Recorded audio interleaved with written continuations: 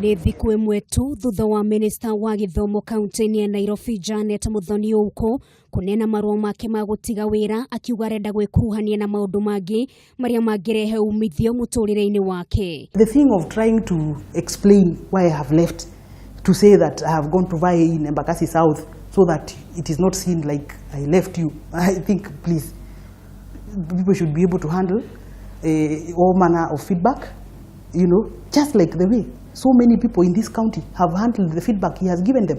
No riboti ya ati areherire wira-ini yo thutha wa ndeto kuhithũka ni akuruhanĩtio na ngukumio ya mbeca cia bursary thĩinĩ wa kaunti ĩno nĩ wetumĩte yumĩrĩre rĩngĩ na kugeria gũtheria ritwa rĩake guku akiuga aria makoretwo magitheremia muhuhu ũyũ marongoreirio kuhaka ritwa rĩake ndoro.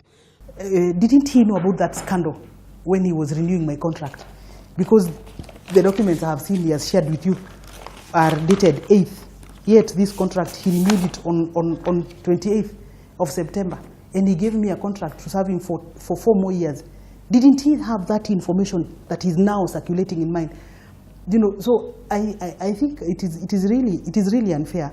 Kuregana na Muthoni makoretwo magikinyanga na twarana ngavana Sonko guku akimukirira ni kireugite ndakoretwo akimaherera riega ria kurutira wira. Can't you resign? Can't you be gracious? Can't you have grace enough, to accommodate criticism? Can't you have grace enough, to accommodate people when they tell you, please, let me live my life, differently? Can't you have that grace? What is all this obsession with destroying people? What is all this obsession with showing your might? What is all this obsession with wanting to crush people? What is all this obsession with wanting to brag that I am the one who destroyed so-and-so's career? Mateta makoretwo makiyumiria mwena wa City Hall muno kuma kuri aruti a wira makiwa makoretwo magiikara na hawe ya kurugamio wira ndagika yothe undu ria Janet Ouko ahurite muhuri.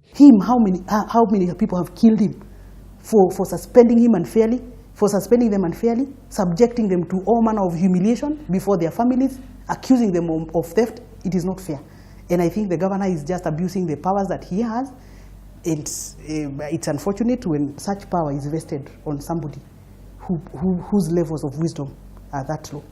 Kuyeheria kwa Ouko gukite mieri minini tu thoria wari munini wa gavana wa kaunti no Polycarp Gathe kuyeheria gituro-ini giki kuria nginyagio muthi kaunti ya Nairobi itari yegira munini wa gavana. Githetera Kameme TV ritwa rakwa ni Ngari wa Kamau.